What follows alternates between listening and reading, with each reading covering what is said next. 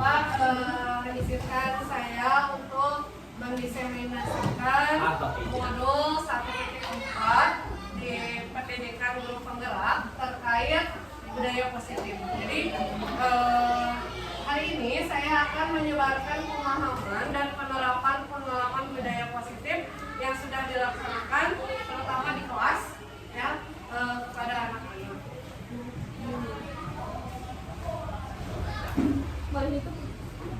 Nah, apa sih budaya positif? Ya, budaya positif adalah perwujudan dari nilai-nilai atau keyakinan universal yang harus diterapkan di sekolah. Budaya positif ini akan mendorong murid untuk berpikir, bertindak, dan mencipta sebagai proses memerdekakan dirinya sehingga murid tersebut mampu mandiri dan bertanggung jawab. Ada 7 konsep inti budaya positif. Ini adalah 7 bagian yang dikupas secara tuntas di modul 1.4. Yang pertama ada perubahan paradigma belajar, lalu ada disiplin positif, kebutuhan dasar manusia, motivasi, perilaku manusia, posisi kontrol guru, dan keyakinan kelas, serta segitiga restitusi. Yang pertama adalah paradigma baru, pembelajaran dengan paradigma baru. Pembelajaran dengan paradigma baru itu seperti apa ya? Yaitu adalah pembelajaran yang dirancang secara berdiferensiasi, artinya sesuai dengan kebutuhan para siswa berdasarkan tahapan perkembangan sesuai teori modern untuk menciptakan profil pelajar Pancasila. Itu paradigma baru. Lalu yang kedua adalah disiplin positif. Nah, disiplin positif ini berisi tentang pembiasaan-pembiasaan hal-hal yang baik menyambut sikap, tutur kata oleh seluruh warga di sekolah. Jadi termasuk kepala sekolah, guru, murid, bahkan wali murid pun. Sebagai pendidik, tujuan kita adalah menciptakan peserta didik yang memiliki disiplin diri, baik itu ketika belajar, ketika di luar pembelajaran, bahkan bisa dibawa ke dalam kehidupan di rumahnya masing-masing. Nah, yang ketiga adalah kebutuhan dasar manusia. Ya, apa sih kebutuhan dasar manusia? Sesuatu yang kita lakukan untuk mendapatkan apa yang kita inginkan. Seluruh tindakan yang kita lakukan memiliki tujuan. Semua usaha terbaik yang kita lakukan agar kebutuhan dasar kita terpenuhi. Nah, ini 5 kebutuhan dasar manusia. Yang pertama adalah bertahan hidup. Untuk mempertahankan hidupnya, manusia memerlukan makanan, pakaian, tempat tinggal, keamanan, dan kesehatan. Dan yang bisa diciptakan di sekolah, salah satunya adalah keamanan. Lalu yang kedua adalah kasih sayang dan rasa diterima. Nah, ini sangat dibutuhkan oleh siswa, terutama ketika pembelajaran ataupun di luar pembelajaran. Rasa diterima, dipedulikan, berbagi, kerjasama, dan menjadi bagian dalam kelompok. Nah, kebutuhan yang kedua ini erat kaitannya dengan gerakan anti-bullying. Yang ketiga adalah penguasaan. Terkait harga diri, keinginan untuk dianggap, memimpin, berprestasi, diakui, dan didengar. Itu untuk penguasaan. Lalu yang selanjutnya adalah kebebasan. Nah, di kebebasan ini, siswa dibentuk menjadi mandiri, memiliki pilihan, mencoba hal baru, dan mampu mengendalikan arah dirinya. Lalu yang terakhir, mereka membutuhkan sebuah kesenangan. Jadi belajar penuh dengan bermain, humor, antusias, dan tertawa. Berikutnya adalah motivasi perilaku manusia, gitu ya. Jadi manusia itu berperilaku berdasarkan 3 hal. Yang pertama adalah hukuman, konsekuensi, dan restitusi, gitu ya. Nah, yang hukuman itu kriterianya adalah tidak terencana, tiba-tiba begitu ada kesalahan lalu dihukum. Murid tidak tahu apa yang terjadi, gitu ya. Bersifat satu arah hanya dari guru ke siswa, berupa hukuman fisik atau psikis.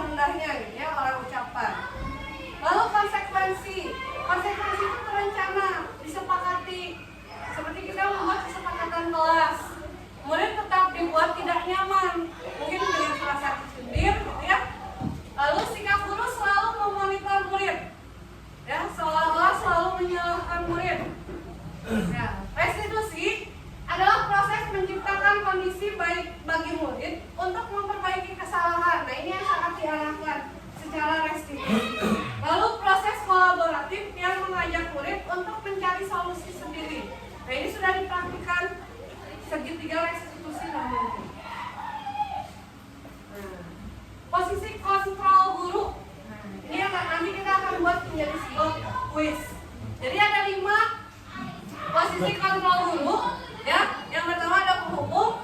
Nah, ini ya gurunya sudah membawa tunjuk gitu ya. Nah, ini dua anak yang sedang bersalah, gurunya sedang dalam kondisi marah.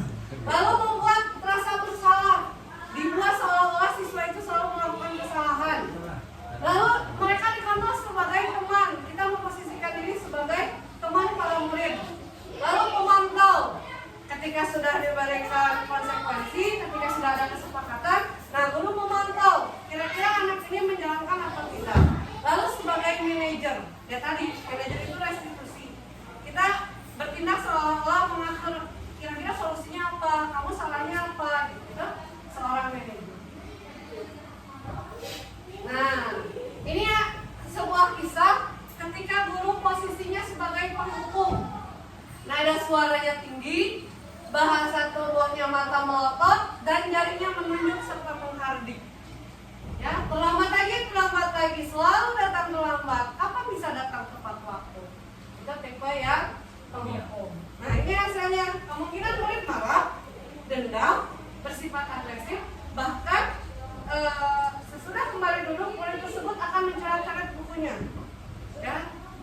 Lebih buruk lagi, sepulang sekolah, murid melihat motor atau mobil itu bapak guru, dia bertindak untuk menggores kendaraan dengan paku. Jadi tadi dendam, itu efek dari penghukum. Nah, boleh ya. Lalu membuat rasa bersalah. Nah, dibuat rasa bersalah, gitu ya. Nadanya memelas, halus, sedih, bahasa tubuhnya merapat ke anak dengan mimik ekspresi mukanya selesuk mungkin, ya. Adik, kamu ini bagaimana ya? Kamu sudah berjanji, jadi dibuat seolah-olah merasa bersalah. Kamu kenapa ya senang sekali mengecewakan ibu? Ibu benar-benar kecewa. Ya. Bagaimana perasaan murid dengan ketika ditegur seperti ini? Ya, murid akan merasa bersalah. Bersalah setelah mengecewakan ibu atau bapak gurunya. Murid akan merasa menjadi orang yang gagal dan tidak sanggup untuk membahagiakan orang lain. Bahkan sampai larut bisa menghasilkan anak yang depresi. Kadang-kala sifat seperti ini lebih berbahaya dari sikap penghukum. Tadi penghukum masih coret-coret buku gitu ya, bahkan punya dendam, bahkan dia bertekad orang kempesan gitu ya, atau orang gores mobilnya. Kalau dia enggak, dia lebih diam. Ya, tidak seperti murid dengan guru penghukum di mana murid bisa menumpahkan amarahnya. Nah, kalau murid ini, yang inilah yang tiba-tiba bisa meletus amarahnya dan bisa menyakiti diri sendiri bahkan orang lain. Jadi lebih berbahaya.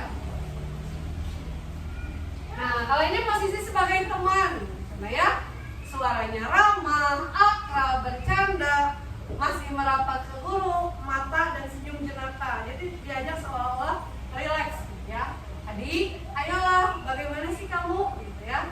Sekarang kamu sudah janji ke bapak bukan? Kenapa terlambat lagi sambil tertawa ringan? Nah, berarti guru yang memposisikan sebagai seorang teman secara emosi sudah terkendali, gitu ya. Hasilnya seperti apa? Murid akan merasa senang dan akrab dengan guru tersebut, gitu ya. Ini dampaknya positif. Hanya saja murid itu akan tergantung dengan guru tersebut. Ya, masalah guru mah asal mengaruh gitu. Terus udah dicarekan gitu ya. Bila ada masalah, dia merasa bisa mengandalkan guru tersebut untuk membantunya. Kedua gede, ya. Akibat lain dari posisi teman, adik hanya akan berbuat sesuatu bila yang menyuruh adalah guru tersebut. Jadi guru lain mau diganggu dan belum tentu berperilaku yang sama dengan guru yang lain. Gitu. Tadi si bapak ibu boleh tenang naon gitu ya. Di si ibu mah mau ada mana naon gitu. Sekarang sebagai pemantau, suaranya datar, bahasa tubuhnya formal. Ya, cuma hanya kayak kaku gitu lah. Adi, tahukah kamu jam berapa kita mau mulai? Gitu ya. Tahu Pak. Kamu terlambat 15 menit. Apakah kamu sudah mengerti konsekuensi yang harus dilakukan bila terlambat? Jadi dibuat mereka tuh sadar dengan aturan.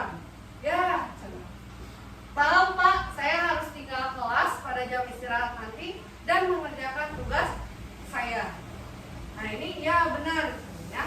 Jadi dibuat seolah-olah siswa itu sudah paham dengan aturan. Lalu perasaan murid ini seperti apa? Ya, muridnya memahami konsekuensi yang harus dijalankan karena telah melanggar salah satu peraturan sekolah.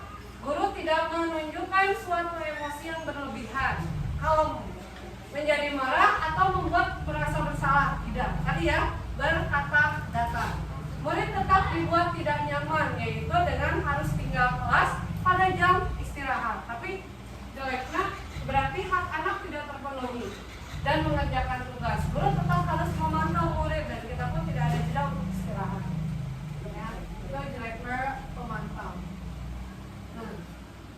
Manajer, suaranya sangat tulus, bahasa tubuh tidak kaku, mendekat ke murid.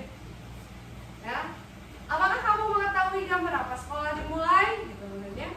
Tahu Pak, jam 7. Ya, jika kamu terlambat, kira-kira bagaimana kamu akan memperbaiki masalah ini? Pertama, dibuat untuk memahami konsekuensi. Saya bisa menanyakan teman saya, Pak, untuk mengerjakan tugas yang tertinggal. Baik, itu bisa dilakukan. Apakah besok akan ada masalah kamu tidak dapat hadir tepat waktu ke sekolah? Ya, tidak Pak, saya bisa hadir tepat waktu. Baik, saya hargai usahamu. Jadi dibuat semandiri mungkin. Nah, di posisi manajer ini, suara guru sangat tulus, ya. Tidak perlu marah, tidak perlu meninggikan suara, apalagi menunjuk-nunjuk jari ke murid, berdecak pinggang, atau bahkan seolah-olah menyesal. Fokus ada pada murid, bukan untuk membahagiakan guru atau orang tua. Murid sudah mengetahui adanya suatu masalah dan sesuatu perlu terjadi. Bila guru mengambil posisi pemantau, guru akan melihat apa konsekuensinya, apa peraturannya. Namun pada posisi manajer, guru akan mengambil tanggung jawab pada murid untuk mencari jalan keluar permasalahannya. Jadi di modul 1.4 kita dituntut untuk melatih menjadi seorang manajer. Ya, tadi ini. Jawab murid untuk mencari jalan keluar permasalahannya. Ketika dia terlambat, apa yang harus mereka lakukan? Nah, ini contoh lain penerapan 5 posisi kontrol guru. Kasusnya, murid tidak mengerjakan tugas yang diberikan guru. Kalau seorang penghukum, dia akan berkata, berdiri dengan sebelah kaki. Nah, ini ya, hukuman secara fisik di depan. Terus kalau pembuat merasa bersalah, kesekian kali ibu sudah ingatkan, kamu senang ya melihat ibu terus-terusan bertindak seperti itu. Ya, terus dikatakan ibu kecewa, ibu tidak senang, dan sebagainya. Nah, kalau sebagai teman, ayo dong, kamu kerjakan tugasnya. Nanti kalau sudah selesai, kita main ya. Nah, ini mungkin bisa digunakan di kelas rendah sesekali. Pemantau. Nah, kamu sudah melakukan kesalahan dan sudah mengetahui konsekuensinya. Sekarang selesaikan tugasmu, ya, dan segera kumpulkan. Nah, kalau sebagai manajer seperti apa? Apa kamu sudah tahu kesalahanmu? Keyakinan sekolah apa yang kamu langgar? Ya, dan apa yang akan kamu lakukan? Nah, kalau manajer jelas di cirinya teh, dan apa yang akan kamu lakukan untuk menyelesaikannya. Diajak anak itu untuk menyelesaikan permasalahan yang ada. Nah, sekarang kita buat kuis ibu bapak ya.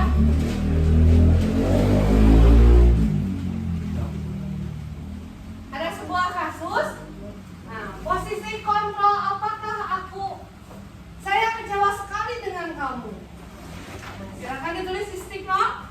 Tadi ya, 5 posisi kontrol guru sebagai teman, sebagai pembuat rasa bersalah, sebagai penghukum, sebagai pemantau, atau sebagai manajer. Kira-kira saya kecewa sekali dengan kamu. Nah, kira-kira apa? Boleh tuh. Teman, pemantau, manajer, pembuat rasa bersalah, atau penghukum. Saya kecewa sekali dengan kamu. Ya.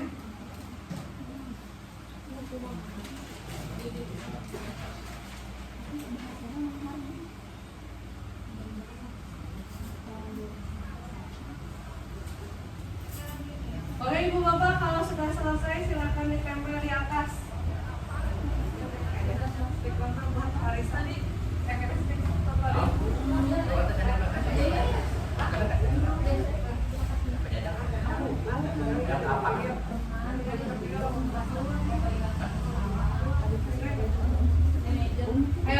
sudah Bu? Pak, kalau sudah silakan ditempelkan di depan. Nah, ini dia. Ya, boleh ditempelkan di depan. Saya kecewa sekali dengan kamu. Itu salah juga nggak apa-apa, Bu.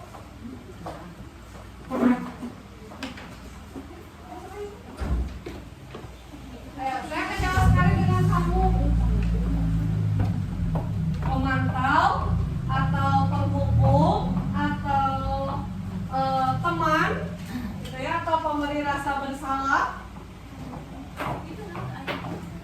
Boleh Bu, ditempelkan.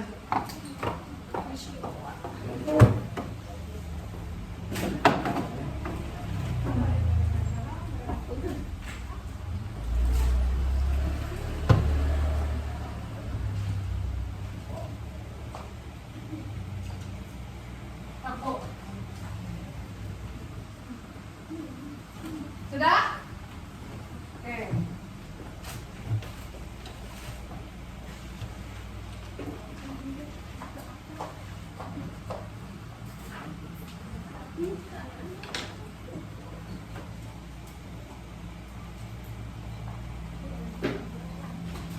Oke, kira-kira saya kecewa sekali dengan kamu. Menurut Ibu Bapak apa? Posisi panel apa? Penghukum? Penghukum? Penghukum bukan? Pemberi rasa bersalah? Teman? Atau apa? Oke, kita lihat ya. Salah pun tidak apa-apa ya. Saya kecewa sekali dengan kamu. Nah, ini pemberi rasa bersalah. Kenapa sih pemberi rasa bersalah? Jelas Bu. Nah, di sini ada rasa kekecewaan. Ya, rasa kecewa seorang guru kepada siswanya dengan kasus yang sama, mungkin berulang. Itu dibuat rasa bersalah kan ya. Ibu merasa kecewa dengan kamu gitu ya. Apa kamu tidak kasihan dengan ibu? Itu pemberi rasa bersalah. Oh, kita masih berlatih. Nah, sekarang kasus kedua. Kamu tidak pernah benar melakukannya. Sekarang keliling lapangan 3 kali. Kira-kira apa tuh? Penghukum, teman, pemantau, atau manajer, atau pemberi rasa bersalah. Kamu tidak pernah benar melakukannya. Sekarang keliling lapangan 3 kali. Ayo Ibu.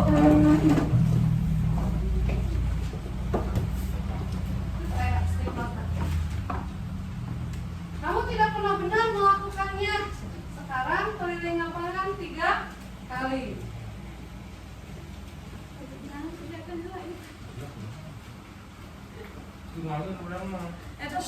Ayo tak, coba oleh teman, penghukum, pemantau, manajer atau apa? Tadi pertanyaan ini tadi 3 kali berapa orang yang benar? Oke, di pertanyaan 1 pemberi rasa bersalah. Nah, 1 orang ya, nggak apa-apa Bu, masih bingung.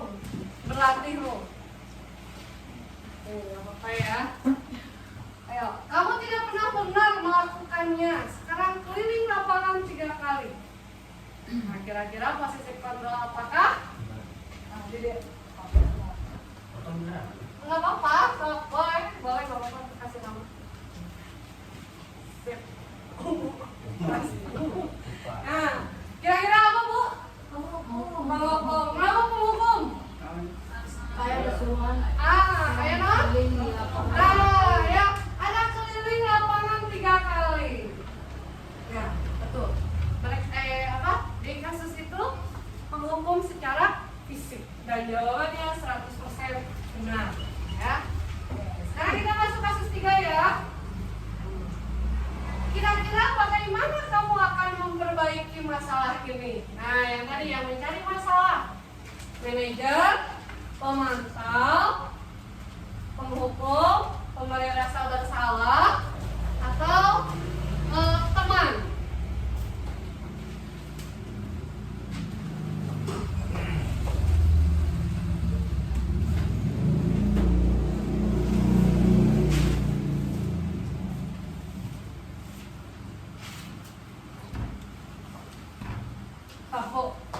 adik. Coba, ngomong aja.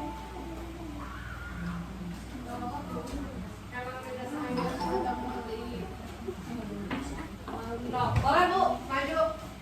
Kira-kira bagaimana kamu akan memperbaiki masalah ini? Ditanya solusinya apa gitu ya.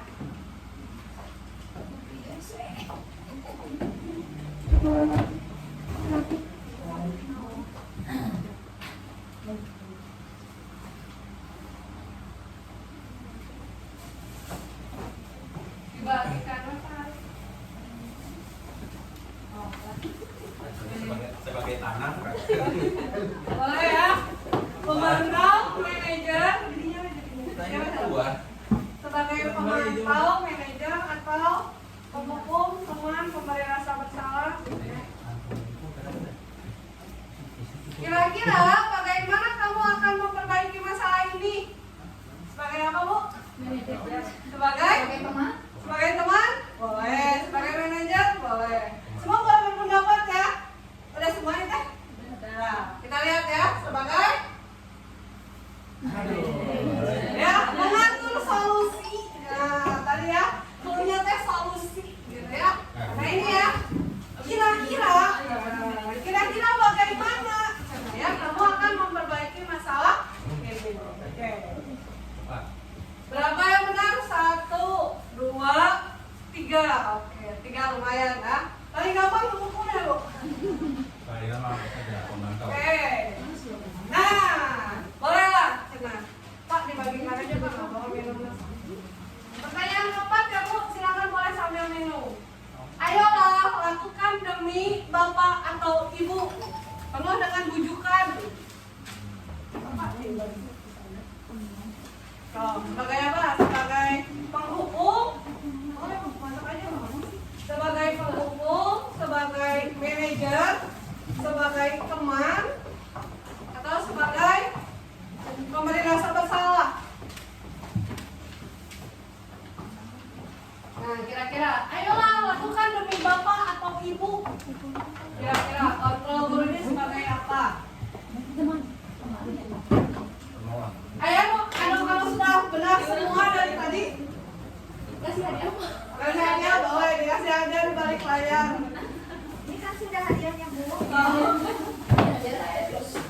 Ayolah lakukan demi Bapak atau Ibu penuh dengan bujukan. Ya, dibujuk si anak teh. Kira-kira apa tuh? Oke, dari jawaban. Nah, semua 100% teman gitu. Dari mana Bapak Ibu tahu bahwa ini adalah posisi kontrol sebagai teman? Ayolah. Ayolah gitu ya. Tuh, nanti, oke, kita coba lihat. Nah, betul ya, teman. Oke, penghukum 100%, teman 100%. Sip. Oke, kasus ya. Nah, kamu terlambat 15 menit. Sebenarnya, apakah kamu sudah mengerti konsekuensi, diajak untuk mengingat konsekuensi yang dilakukan bila terlambat, gitu ya? Oke, boleh Bu. Pertanyaan terakhir. Ya, pertanyaan terakhir. Karena kelihatan macan sebenarnya. Oke, boleh Bu.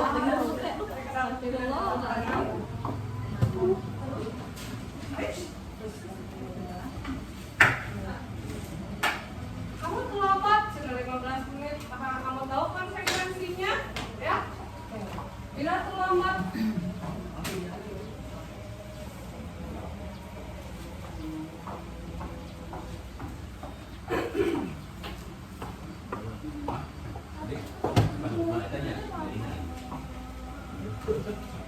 Apa-apa toh? Boleh. Oke, dari mana Bapak Ibu tahu sebagai pemantau? Terlihat dari kata apa? Apakah kamu sudah mengerti gitu ya konsekuensi yang dilakukan bila terlambat? Jadi guru hanya mau memantau ketika anaknya berkata, saya sudah paham gitu kan? Ya sudah, apa yang harus dilakukan? Seperti tadi ya, anaknya sudah paham, saya harus mengerjakan Pak, atau saya tidak boleh istirahat Pak. Ya, itu sebagai pemantau.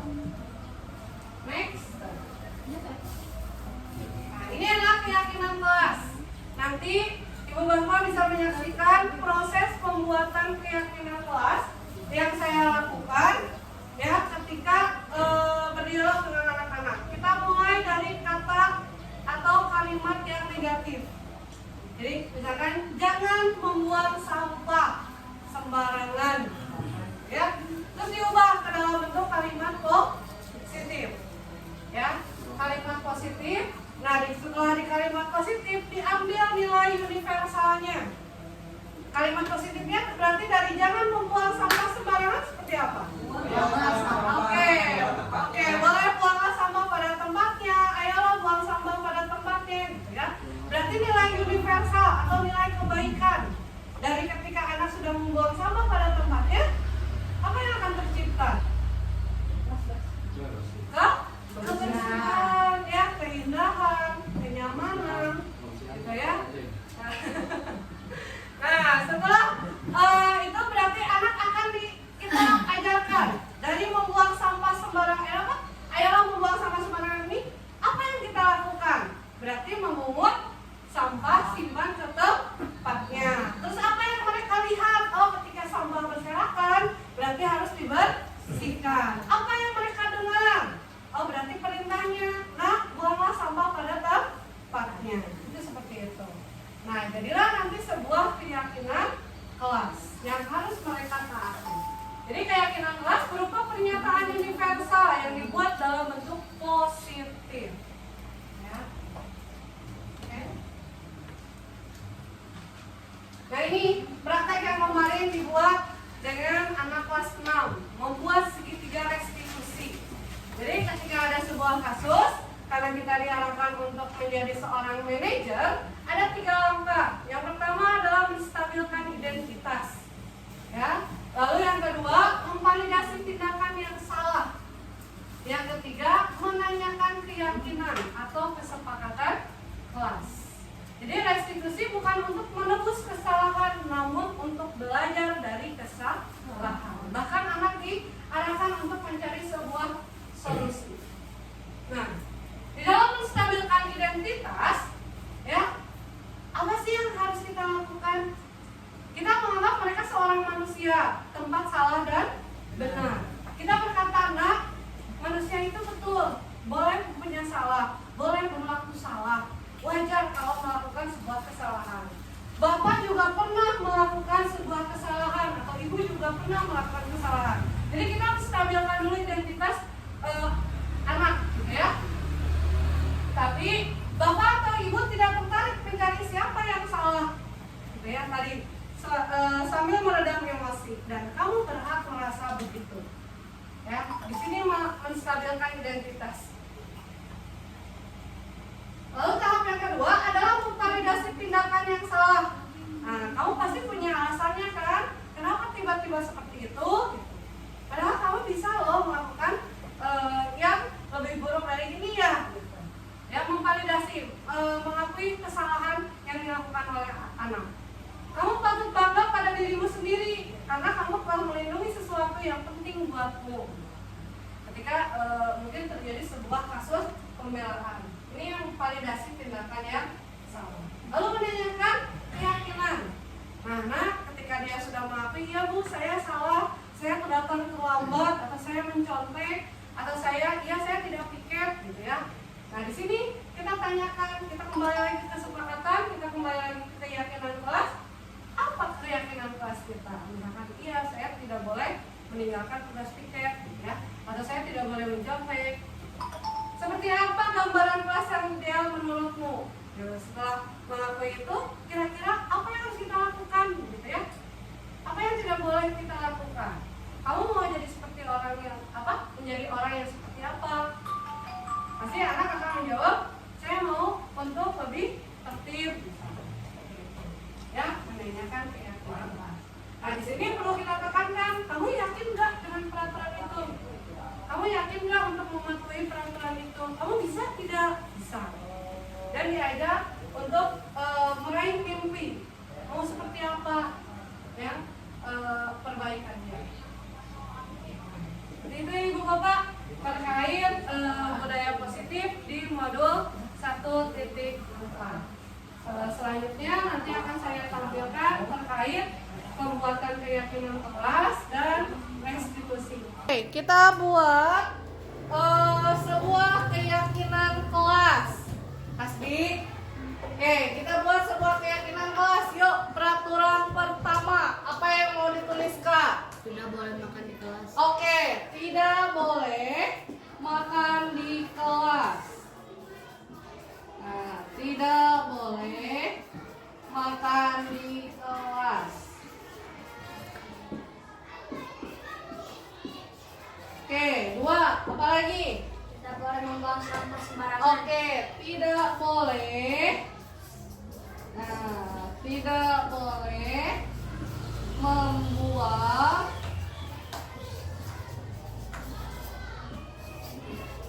sampah sembarangan. Yang ketiga, kata jangan. Ayo, berarti tidak menggunakan. Oke, tidak menggunakan. Tidak menggunakan sepatu di dalam kelas. Nah, 4. Oke, tidak boleh istirahat di dalam kelas.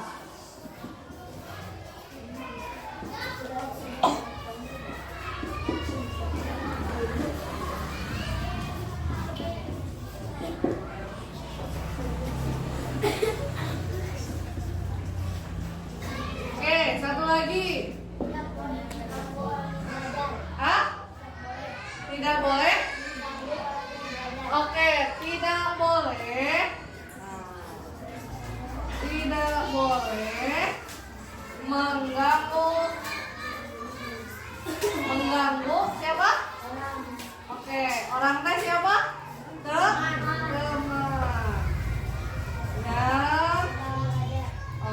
Yang sedang belajar. Oke, kalimat positifnya. Oke, kalimat positifnya dari tidak boleh makan di kelas. Nah, berarti harus apa Cina? Makan harus di mana? Oke, makan. Makanlah di luar kelas. Oke, 2. Tidak boleh membuang sampah sembarangan. Berarti harus kumaha? Oke, buang sampah. Buang sampah pada pada tempatnya. 3. Tidak menggunakan sepatu di dalam kelas. Berarti gimana? Lepas. Oke, lepas sepatu. Ketika ketika masuk kelas. Boleh atau ketika di dalam kelas bisa. 4. Tidak boleh istirahat di dalam kelas. Berarti cuma istirahat tak? Oke, istirahat. Oke, istirahat di luar. Di luar kelas. Oke, 5. Tidak boleh mengganggu teman yang sedang belajar. Berarti harus gimana? Hah? Oke, harus disiplin. Disiplin aku kumaha? Ketika ada teman yang sedang belajar. Oke, apa? Tidak boleh, ya tidak boleh mengganggunya. Berarti kalimat positifnya harus gimana? Harus cicingnya, harus diam. Berarti harus tertib. Berarti tertib ketika teman sedang belajar. Harus cicing misalnya ya, kata si Rama. Tertib ketika teman sedang belajar.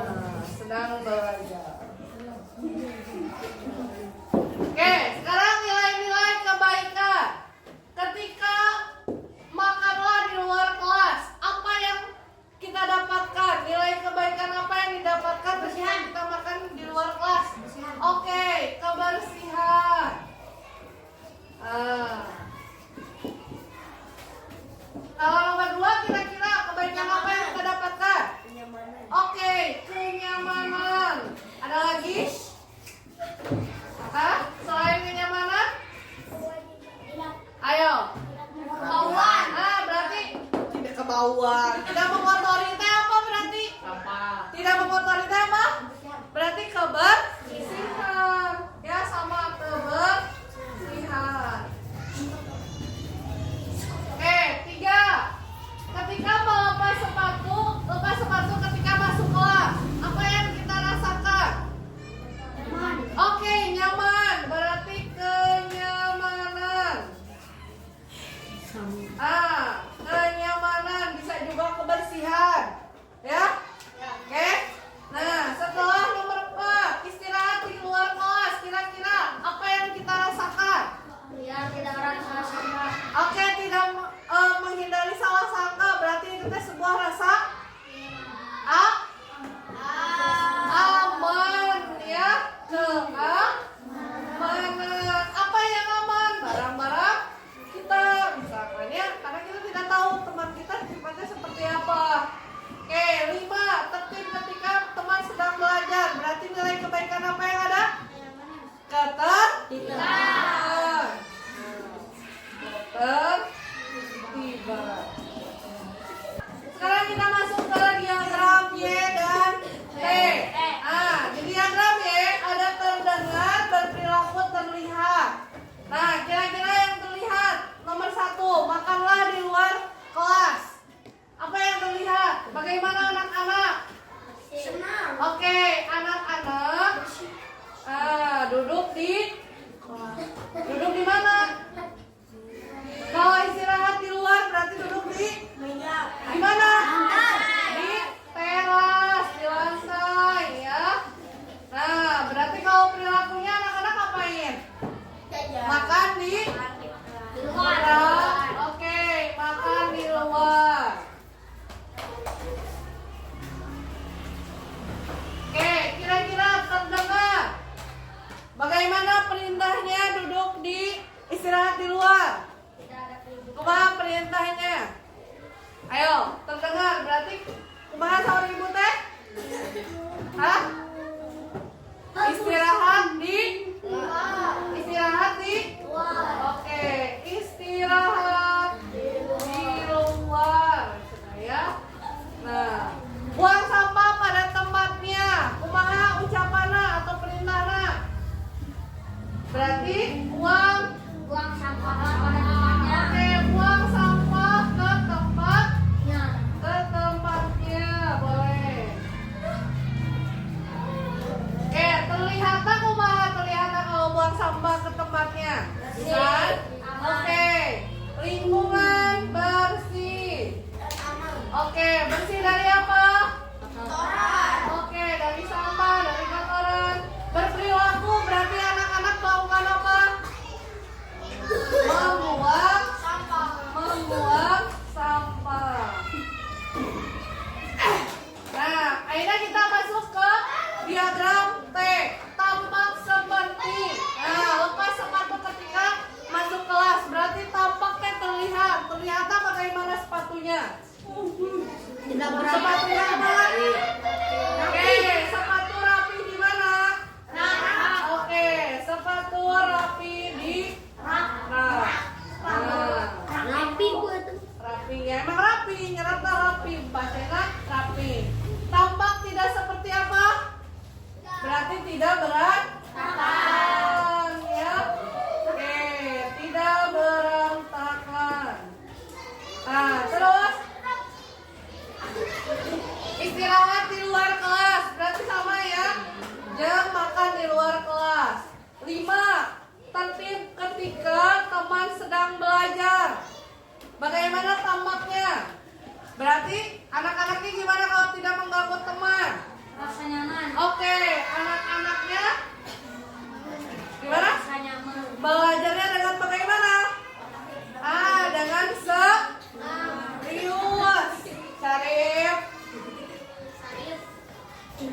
Serius belajar. Berarti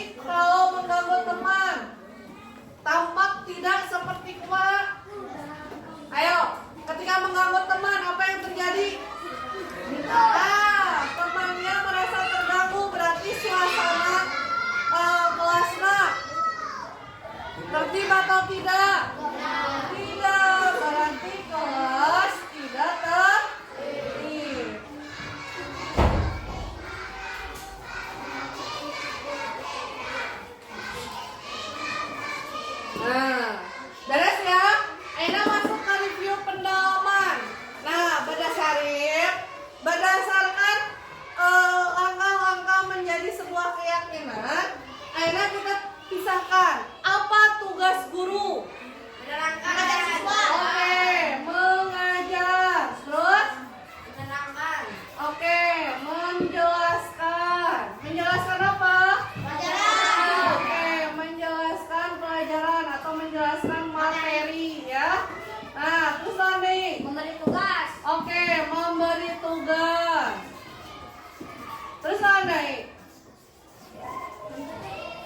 Ayo, tugas guru apa? Menasihati siswa. Oke, menasehati ya, menasehati siswa. Apa siswana ngobrol wae. Terus nih, oke, mengecek tabungan atau merekod tabungan ya. Dan banyak lagi ya. Oke, sekarang tugas siswa. Apa tugas siswa? Mengerjakan tugas. Oke, mengerjakan tugas. Terus mana nih? Oke.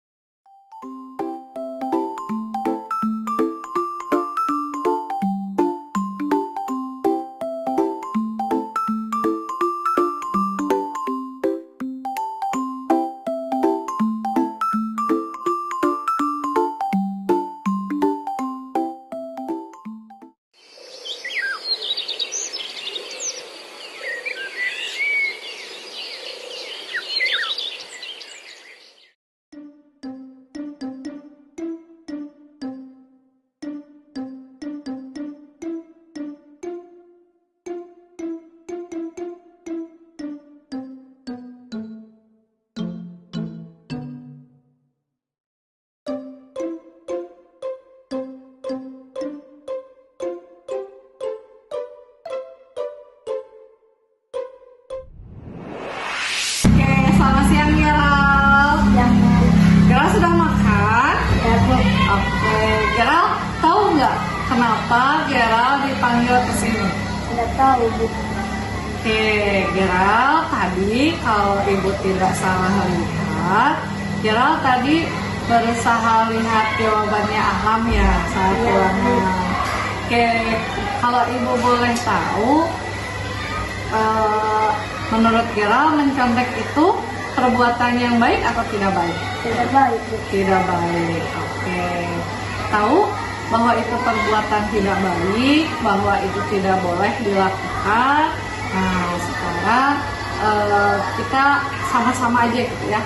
Gerald tadi melakukan sebuah kesalahan, ibu juga pernah melakukan kesalahan, semua orang juga pernah melakukan kesalahan.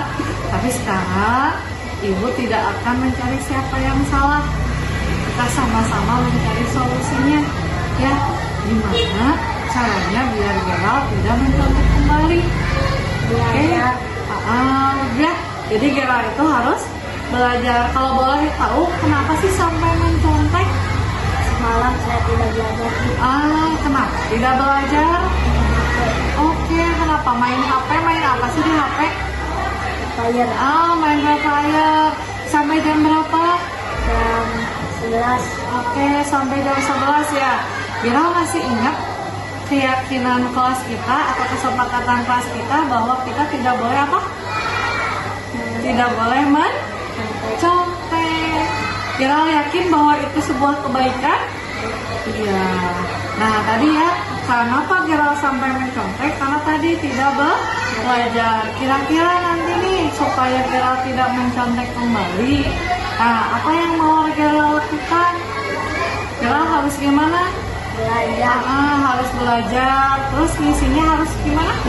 Boleh semampunya. Terus selain itu harus ngapain? Berdoa kepada siapa? Berdoa kepada Allah. Jadi kalau misalkan sudah berusaha belajar, nah terus ketika nanti di soal, oh ini agak sulit nih, gak apa-apa diisi semampunya saja daripada kita main contek. Nah setelah itu kita berdoa ya supaya nilai kita lebih baik. Oke, kira-kira kapan sih mau mulai melakukan perubahan itu? Oke, dimulai dari hari ini. Jadi mulai sekarang ya. Jika nanti ada ulangan lagi, Bella tidak boleh main contek. Tapi tadi ya, sebelumnya harus belajar, berusaha mengisi semampunya, sebisanya, ya lalu berdoa. Oke, janji? Oke, Mas Bu. Oke.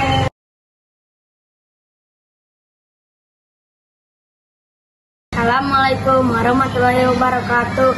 Saya Gera, saya senang sekali di belajar segitiga restitusi.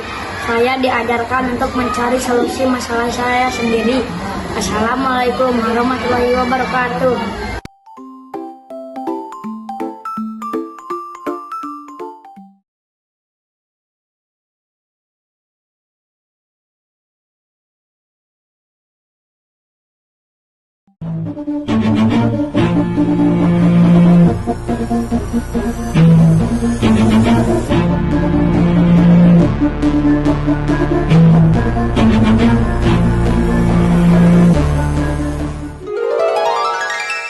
Selamat siang Ahlam. Oke, Ahlam sudah istirahat? Sudah makan? Sudah. Ahlam tahu nggak kenapa ibu panggil ke sini? Tidak tahu Bu, emangnya kenapa? Oke, tadi Ahlam datang ke sekolah jam berapa ya? Jam 7 lebih Bu. Jam 7 lebih duluan ibu ya dibanding Ahlam ya. Kalau masuk tuh jam berapa sih Mak? 7. Jam 7 ya. Nah, berarti tadi Ahlam sudah terlambat. Menurut Ahlam nih, terlambat itu perbuatan baik tidak? Tidak. Boleh dilakukan tidak? Tidak juga ya. Nah, berarti itu Ahlam sudah membuat sebuah kesalahan. Tapi nggak apa-apa ya. Ahlam berbuat kesalahan, ibu juga pernah berbuat kesalahan, bahkan semua orang juga pernah berbuat kesalahan. Nah, di sini ibu tidak akan mencari siapa yang salah, tetapi kita mencari solusinya bersama-sama. Kalau boleh ibu tahu nih, Ahlam kenapa sih bisa terlambat? Tidurnya kemarin Oh, tidurnya kemalaman. Kenapa bisa tidurnya kemalaman? Emang habis pergi? main HP Bu. Oh, main HP. Sampai jam berapa? 11. Sampai jam 11? Nah, itu selalu malam, Ahlam. Nah, kira-kira nih, karena sudah membuat Ahlam terlambat, menurut Ahlam, gimana caranya supaya tidak terlambat? Memasang alarm. Oke, memasang alarm. Ahlam masih ingat ya kesepakatan kelas kita bahwa datang itu harus tepat waktu. Nah, barusan Ahlam nih sudah tahu solusinya pasang alarm. Selain pasang alarm, kira-kira apa lagi Ahlam? Apa yang bisa kita lakukan? Tidurnya harus lebih apa? Lebih awal. Ya, kemarin kan tidurnya jam 11 nih. Nah, kira-kira nanti malam Ahlam mau tidur jam berapa? Oke, boleh jam 8. Berarti setelah sholat isya ya. Nah, berarti dikurangin ya. Berarti main HP-nya supaya bangunnya tidak terlambat. Akhirnya datang ke sekolahnya tidak terlambat. Tadi udah pasang alarm. Kira-kira Ahlam mau pasang alarm jam berapa? Jam 4.30. Oke, jam 4.30 setengah 5 ya. Ketika azan berkumandang. Jadi bangunnya segar, masih pagi, bisa sholat dulu, makan dulu, mandi dulu, akhirnya datang ke sekolahnya tidak terlambat. Kira-kira nih, Ahlam mau mulai kapan melakukan itu? Malam ini bisa ingat ya, tidurnya jam 8, terus tidak main HP, dikurangin main HP-nya, lalu pasang alarmnya pukul 4.30. Begitu alarm bunyi, Ahlam bangun, lalu mandi, sholat, sarapan, berangkat ke sekolah. Jadinya tidak terlambat. Bisa? Janji? Janji. Oke, atas lo. Good job.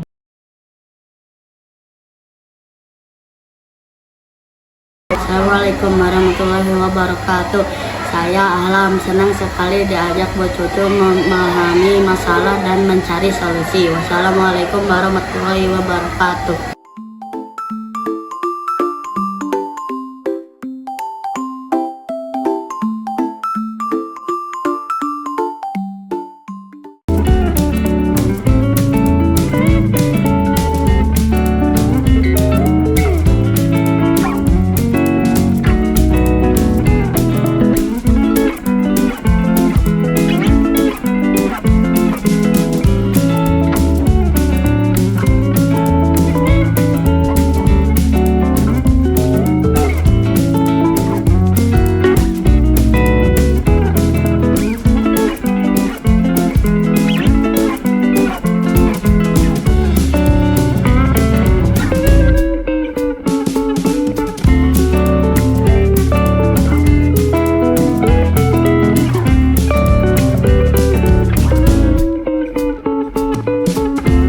Terima kasih Ibu Bapak sudah menyaksikan video yang saya buat terkait diseminasi budaya positif.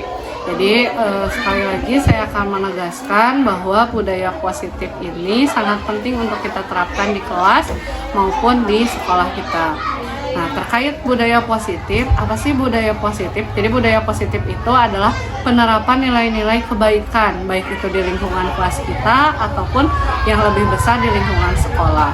Lalu terkait budaya positif ini memiliki 7 inti, diantaranya adalah perubahan paradigma pembelajaran, yang mana kita ketahui bahwa saat ini sedang diberlakukan kurikulum merdeka yang tujuannya untuk menciptakan profil pelajar Pancasila, di mana profil pelajar Pancasila ini memiliki beberapa dimensi, yaitu yang pertama beriman dan bertakwa kepada Tuhan Yang Maha Esa, lalu berakhlak mulia, lalu bergotong royong, mandiri, cerdas, serta kreatif.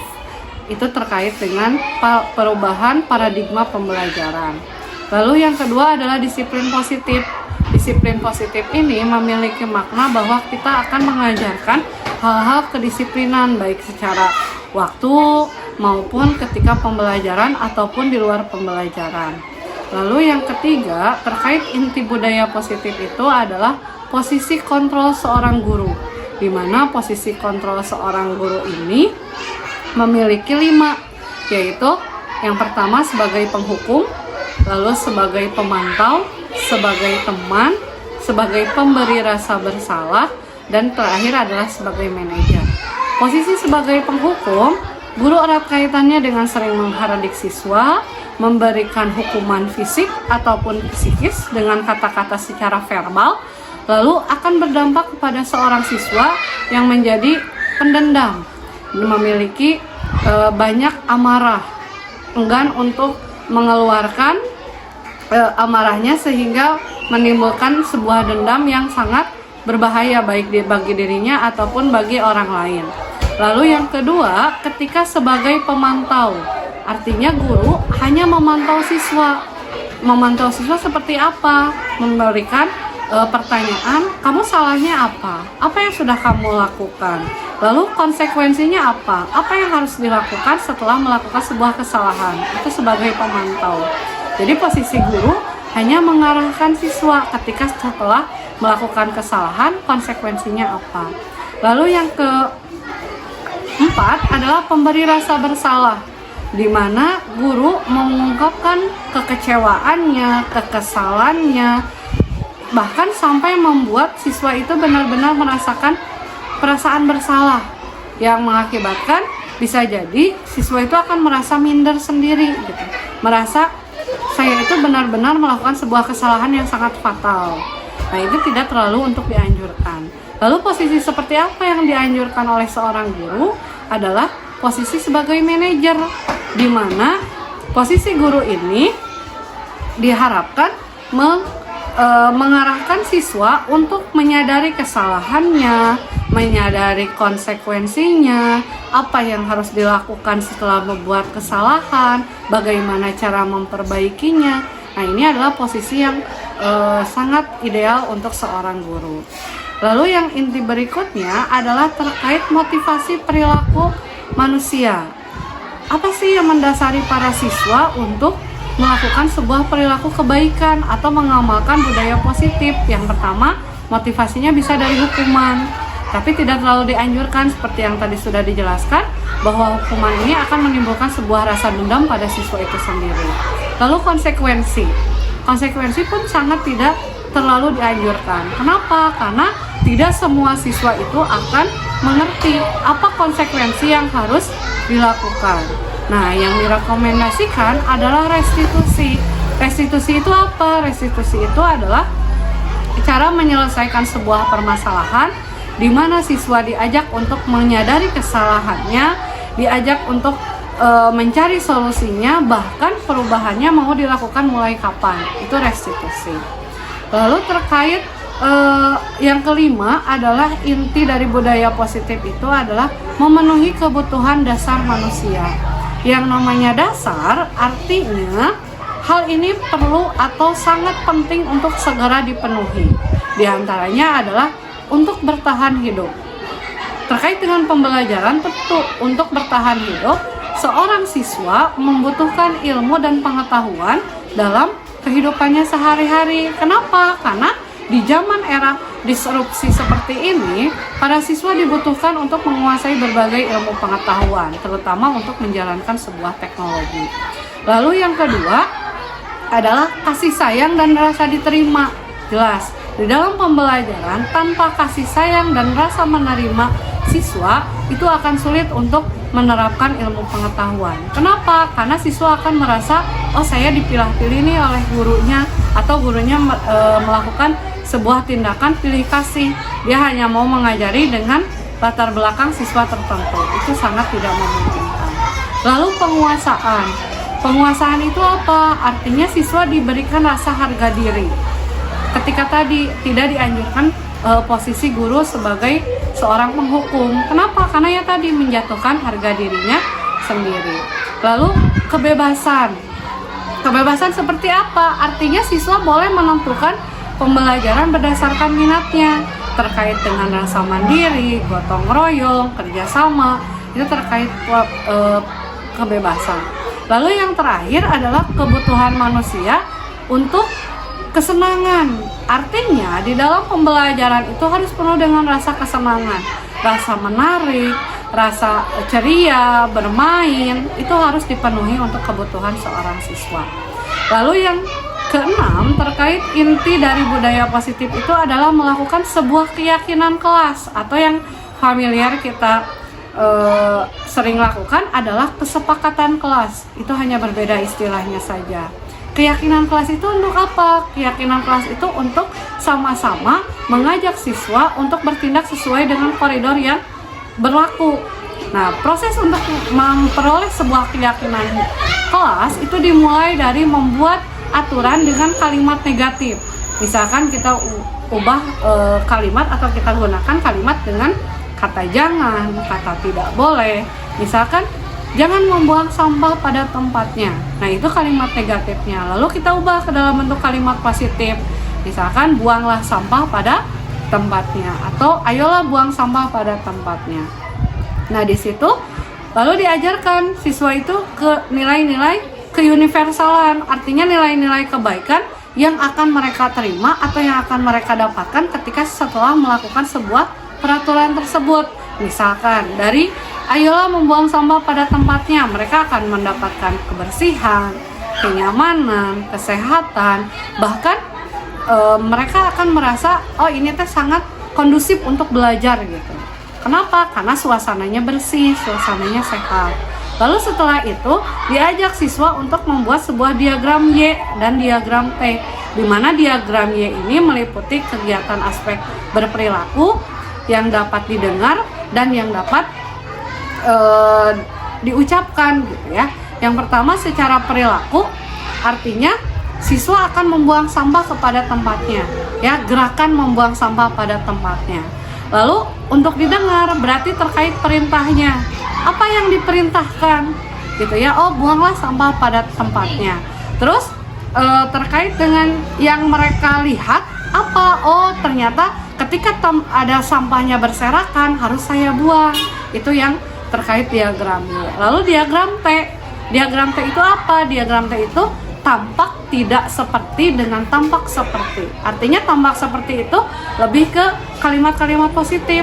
Ketika membuang sampah, tampak sepertinya seperti apa? Oh, seperti dengan suasana yang bersih, suasana yang sehat, tidak ada sampah sedikit pun. Kalau tidak seperti, artinya yang negatif. Berarti ketika sampahnya tidak dibuang ke tempat sampah, artinya akan tercipta suasana yang sangat berantakan, menjijikan, bau, kotor. Tuh. Dan yang terakhir, di dalam membuat keyakinan kelas, siswa itu diarahkan apa yang menjadi tugas siswa, apa yang menjadi tugas guru. Kenapa ini penting? Karena ketika mereka melakukan sebuah kesalahan, kita kembali ingatkan apa yang menjadi tugas mereka.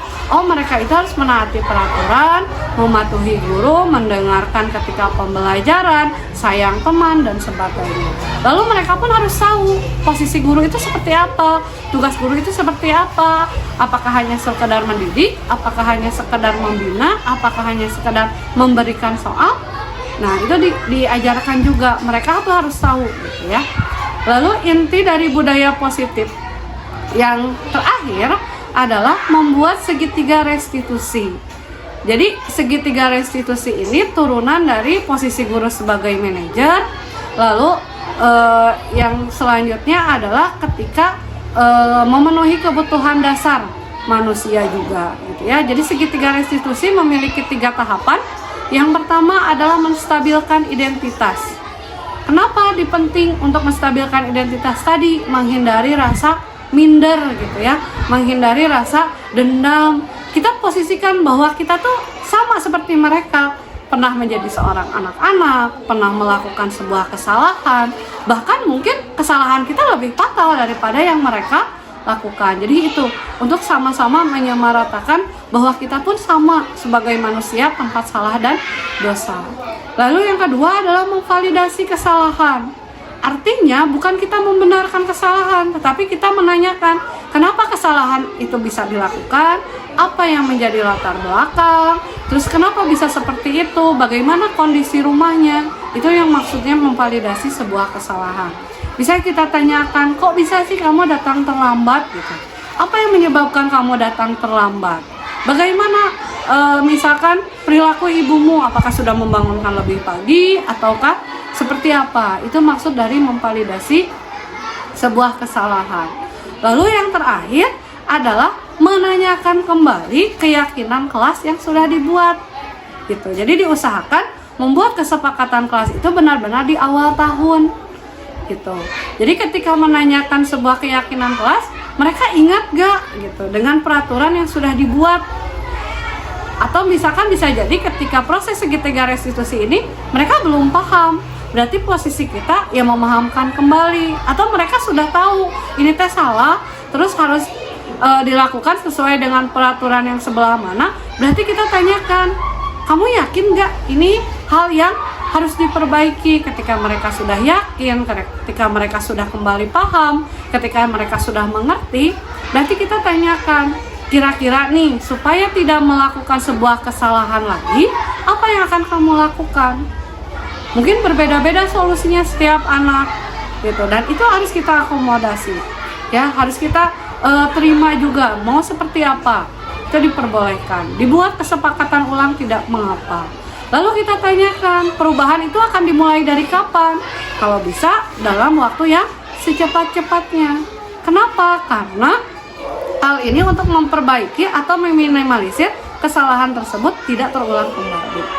Jadi begitu Ibu Bapak, betapa pentingnya budaya positif di lingkungan kelas maupun di lingkungan sekolah. Karena cepat atau lambat itu akan berpengaruh kepada suasana pembelajaran ataupun di luar pembelajaran. Demikian video diseminasi dari saya. Terima kasih atas perhatiannya. Wabillahi taufiq wal hidayah. Wassalamualaikum warahmatullahi wabarakatuh.